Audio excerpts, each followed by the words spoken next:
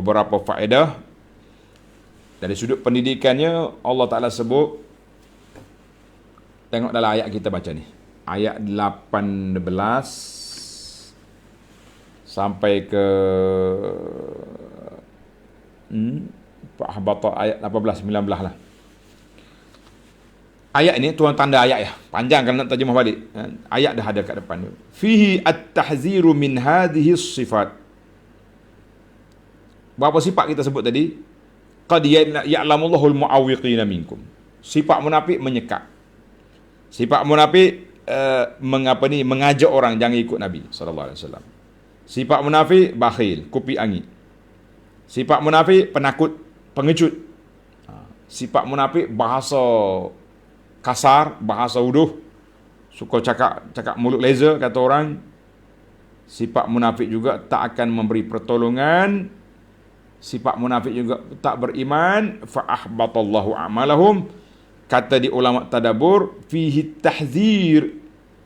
Allah Ta'ala bagi amaran kepada kamu, jangan sekali-kali ikut bersifat dengan sifat munafik ini. Walaupun kamu seorang beriman, jangan ambil sifat munafik ini. Tadi kita dah baca kan, iza haddasa kadzaba wa iza wa'ada akhlafa, itu satu sifat lagi. Tapi sifat yang ayat ini Tuhan kata ulaika lam yu'minu, mereka tak beriman. Fa ahbatallahu a'malahum, Allah Ta'ala akan gugurkan amalan mereka. Tuan-tuan adalah ayat 18 19 ini ayat yang menegaskan tentang beberapa sifat munafik. Sifat munafik yang yang sangat berbahaya.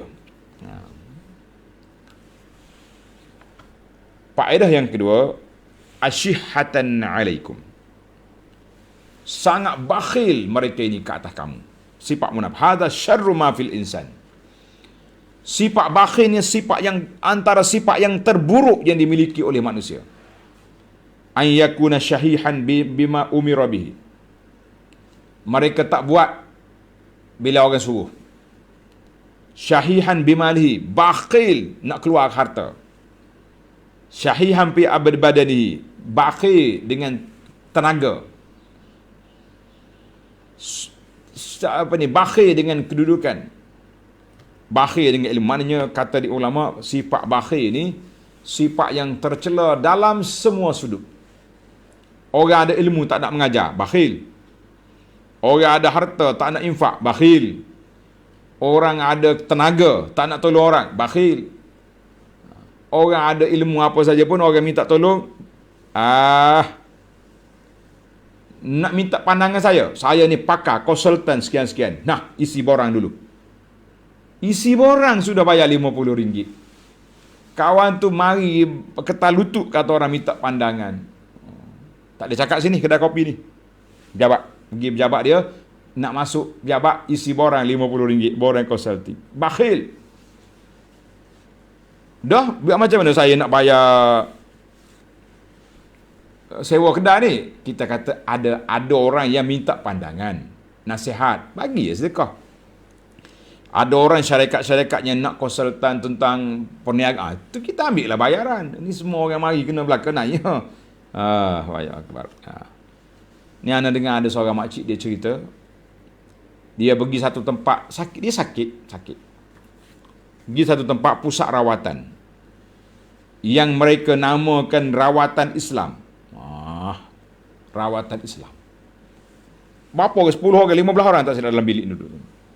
Mari perawat ni tiup. Sembuh. Ambil air kat luar. Pergi ambil air kat luar, sebotol dengan rawatan tadi RM280. Kita kata Masya Allah, bakhil. Kata orang bakhil hangit ni dia ni. Pergi tiup macam tu je, beratus-ratus bayar. Tak. Macam-macam lah orang bakhil ni atas dunia ni. Sifat bakhil semuanya dicela. Baik, kita berpindah kepada yang ketiga, fawaid ilmiah yang ketiga. Tengok, Allah kata qad ya'lamullahu al-mu'awwiqina minkum wal qa'ilina li ikhwanihim ulaika lam yu'minu. Dia kata anna lismal wahid yunfa wa yusbat.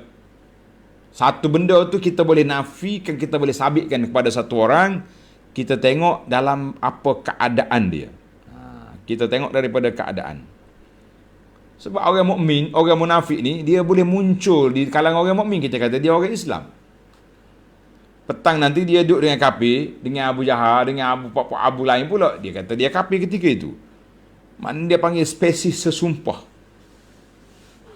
Apa ni?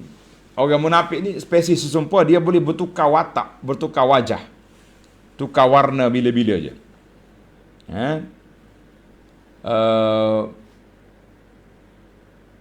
Orang Kelantan panggil pokko. Sesumpah ni bahasa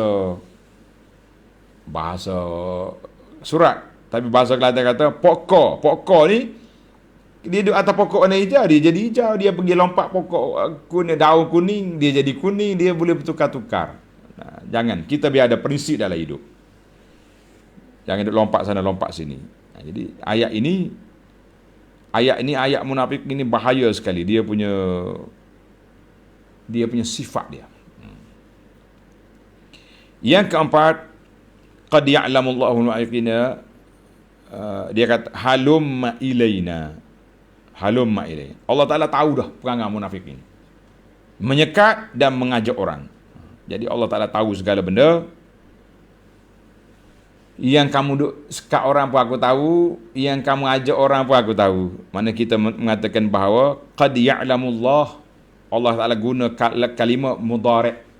Baru ni saya sebut kan, beza antara kalimah fi'il madhi dengan fi'il mudhari'. Fi'il madhi makna pasnya dah lepas. Kalau kita yang mudhari' maknanya kalimah berterusan.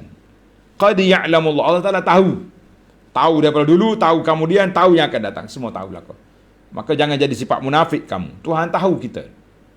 Kita biar telus dalam kerja kita. Jangan jadi munafik. Na'udzubillah. Ini kadang-kadang orang ni macam-macam. Bila jumpa dengan orang ni, saya mempertahankan sunnah Nabi SAW. Pergi tempat geng lain pula, apa buat sunnah tu punah tu. Bukan ahlus sunnah, ahlul punah dia panggil. Dia pula yang beri gelaran buruk kepada orang. Pandai awak cakap. Yang kelima, qauluhu ta'ala asyihatan alaikum. Allah kata apa dia, mereka ni bakhil ke atas kamu. Puak bakhil ni, puak penakut munafik ni, penakut jaban. Ayat ini menunjukkan sunnatullah. Telah menjadi satu ketetapan Allah Ta'ala buat. Anna kulla man amala nas bil khida' qalilus thabat. Siapa dia suka kelentong orang, mempermain-mainkan orang, bermuka-muka dengan orang, bila diuji, mereka tak akan ada pendirian. Mana dia tu? Nuh. Kenapa? Kan duduk dengan kita pun bukannya solid. Kejap gini. Jadi orang yang tidak ada, orang yang suka tipu orang, khida', bermuka-muka, mereka tidak ada pendirian. Lebih pada pokok ni. Lebih pada pokok lagi. Lebih pada sesumpah lagi. Nak kata lebih pada apa? Kita tak payahlah guna bahasa kasar-kasar. Bahasa kasar ni asyihatin, hidadin. Itu bahasa munafikin. Yang keenam, asyihatan, masih lagi ayat yang sama. Kata ulama, al-bukhlu syabihul jubni. Orang bakhil spesies dengan orang penakut. Sama dua tu. Falamma zakara al-bukhla bayyana sababahu wa huwa al-jubn. Bila kita sebut tentang bakhil, sebab dianya penakut. Cuba kita tanya orang bakhil yang tak nak bagi derma tu. Makcik, pakcik, tuan, puan. Saya nak buat masjid ni, mari derma. Duit tuan kan banyak tu, tak habis nak makan. Dia akan jawab apa? Bimbang. Aku takut nanti anak aku, cucu aku, cicit aku esok tak ada benda nak makan. Ni. Maknanya bakhil dengan takut sinonim, kata orang. Bakhil dengan takut ini sinonim. Al-bukhlu syabihul jubni. Allahu akbar, nas'alullah salamata wal afiyah. Orang tak mau infak sebab apa? Bakhil. Sebab kenapa? Takut tak cukup makan. Kenapa tak mau pergi berperang? Takut. Kenapa takut? Takut tak dapat ghanimah, tak menang. Macam-macam lah. Yang pentingnya, kalau tuan-tuan yang nak tulis tu, yang keenam, al-bukhlu syabihul jubni. Orang bakhil macam orang penakut. Dia sama, selebor dia sama dua tu. Dia ada kaitan. Allahu Akbar. Ini ilmu tadabbur tuan-tuan. Yang ketujuh, fa iza ja'al khawfu ra'aitahum yanzuruna ilaik. Bila mari waktu takut, dia tengok mata dia ke Nabi. Terbeliak mata dia. Kata di ulama tadabbur, syiddatu mahabbatil munafiqina lil hayah. Orang munafikin, orang tak ada perjuangan, orang tidak ada akidah, orang yang sangat suka kepada nak hidup, tak mau mati. Berbeza dengan orang mukmin. Berbeza dengan orang yang mantap iman dia. Dia yakin dengan janji Allah. Minal mu'minina rijalun ahadullah. Sadaqu ma ahadullah alaih. Ayat yang kita akan datang. Minal mu'minina rijalun sadaqu. Ada orang yang benar. Bila dia dengar Nabi bagi tahu siapa dia perang, mati, syahid, masuk mereka peperangan, tak peduli, tak tengok kiri kanan, yang mereka tengok di mana musuh Islam. Munafik ini siap-siap gelap-gelap dia main, jadi ke perang? Jadi ke perang? Jadi. Jom lagi balik. Agak-agak perang jadi ke tak? Tak jadi. Kapil lari dah tu.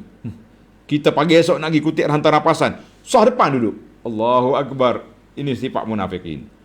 Dia akan muncul apabila merasakan kemenangan sudah hampir. Rasa gawat, tak adalah dia. Hilang balik. Yang ke-8. Anna lil mauti sakarat. Ya Rabb, Allahumma khtim lana bi husnil khatimah. Kalladhi yughsha alaihi minal maut. Tengok ayat Tuhan kata. Takutnya puak-puak kafir ni,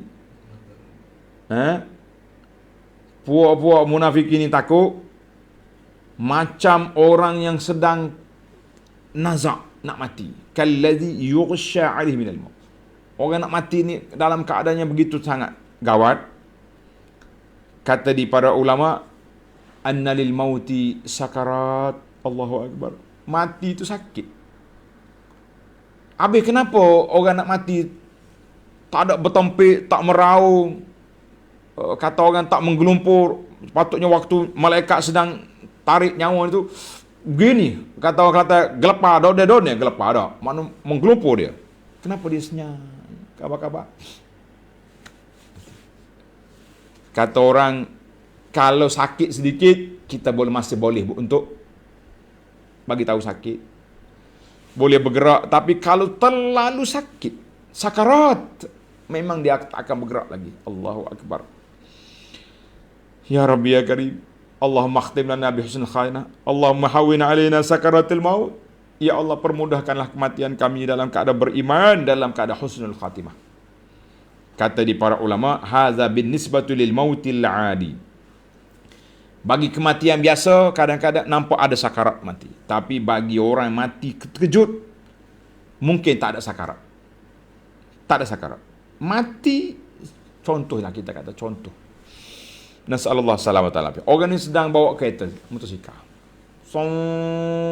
Tak ada rasa takut, tak ada rasa apa-apa. Tiba-tiba datang lori, berab. Mati selalu. Tak sempat rasa sakarat dia. Mati selalu. Lori datang, malaikat maut, tarik habis. Jadi macam-macam lah dia punya kematian. Ada orang sedang duduk kuliah, ngajar, tengah duduk makan, tiba-tiba dia panggil saktah kalbi, sakatatul qalb. Jantung berhenti. Tapi kesimpulannya sakaratul maut tu ada orangnya sakarat tu sekejap. Tak sempat rasa apa-apa. Allahul musta'an. Bagi kita, yang penting kita kena letak di depan mata kita husnul khatimah. Dan minta Allah Ta'ala permudahkan segala urusan. Kalau ada sakarat, minta Allah Ta'ala ringankan. Allahumma hawil alaina sakaratul maut. Allahumma khtim lana bi husnil khatimah. Itulah permintaan kita siang pagi, petang, siang malam. Kita minta Allah matikan kita dengan husnul khatimah. Tak kiralah macam mana, mudah-mudahan Allah Ta'ala beri kepada kita kematian yang baik. mati seorang hamba yang diredai, mati dalam keadaan mulia, kita sedang beribadat, kita berada di tempat yang mulia, dalam suasana yang begitu baik, dengan mengakhiri ucapan kita dengan la ilaha illallah Muhammadur Rasulullah. Yang kesembilan, qaulaika lam yu'minu fa ahbatallahu a'malahum. Puak-puak munafik itu Tuhan kata tak beriman, Allah gugurkan amalan mereka. Fihi soal hal yang yathbutul munafik amal. Adakah bagi orang munafik itu kalau dia buat benda baik, ada amalan? Dikira amalan ataupun tidak? Jawabnya la, tidak. Dia sama dengan orang kafir juga. Amalan dia haba'an mansurah, menjadi debu yang berterbangan. Walakinnahu ta'limun liman asa yazunnu annal imana bil lisani iman. Ayat ini nak menceritakan takut ada orang sangka setakat beriman dengan lidah je iman. Allah kata la, fa ahbatallahu, Allah Taala gugurkan semua amalan dia. Sebab apa? Sebab hati dia kosong daripada iman. Jadi orang yang hati kosong daripada iman dalam keadaan sangat berbahaya. Sangat berbahaya. Apa yang berbahayanya? Sebab iman dia tak mencapai tahap SOP yang dikehendaki oleh syarak. Kita mesti berkata dengan mulut, tasdik dengan hati, beramal dengan anggota. Kalau tak cukup, itu dia panggil, kalau setakat kata dengan mulut, maka itulah iman munafik. Na'udzubillah. Kita minta perlindungan dengan Allah Azza wa Jalla daripada sifat yang tersebut. Yang terakhir, yang ke-10, ulaika lam yu'minu. Ulama tadabbur kata ayat ini menunjukkan bahawa ilmu Allah meliputi perkara yang zahir dan perkara dalam hati. Yang zahir semua orang nampak munafik tu mukmin. Yang hati orang tak tahu. Maka Allah Ta'ala tahu. Dengan sebab itu, fa ahbatallahu a'malahum, Allah gugurkan amalan mereka. Tak usahlah kita puji dia atas dunia ni. Dia ni orang hebat, orang hebat, orang hebat. Pakar tu pakar ni. Tapi sebenarnya dia tak pakar di sisi Allah Azza wa Jalla. Gelatai pula dah. Tak pakar ni mana tidak terpakai. Tidak ada nilai di sisi Allah Azza wa Jalla kalau hati dia kosong daripada iman. Allahumma tahhir qulubana minan nifaq. Wa alsinatana minal kadhib. Wa a'yunana minal khiyanah. Fa innaka ta'lamu kha'inatal a'yun wa ma tukhfis sudur. Ya Allah, bersihkan hati kami daripada sifat munafik. Ya Allah, bersihkan lidah kami daripada bercakap bohong. Berbohong dengan manusia, berbohong terhadap Nabi sallallahu alaihi wasallam dengan menyebarkan hadis-hadis palsu, cerita-cerita yang tak sahih. Ya Allah, bersihkan hati kami daripada munafik. Bersihkan lidah kami daripada berbohong, bersihkan mata kami daripada melihat perkara-perkara yang tidak baik. Ya Rabbal Alamin, waqtim lana bihusnil khatimah, wa sallallahu ala nabiyyina Muhammad wa ala alihi wa sahbihi ajma'in, walhamdulillahi rabbil alamin. Wassalamualaikum warahmatullahi wabarakatuh. InsyaAllah kita